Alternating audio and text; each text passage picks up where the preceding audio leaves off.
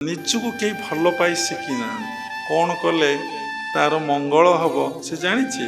ଲୋକ ମଦ ପିଉଛି, ସେ ନିଜକୁ ଭଲ ପାଇ ବସିଛି? ଯଦି ଭଲ ପାଇ ବସିଥାନ୍ତା ତା ଶରୀରଟାକୁ ସେ କେବେ ନଷ୍ଟ କରନ୍ତା? ଲୋକ ଶୋଉଛି ଘଣ୍ଟା ଘଣ୍ଟା, ଶୋଇବାଟା ଗୋଟେ ହେଉଛି ତାମସିକ ବୃତ୍ତି।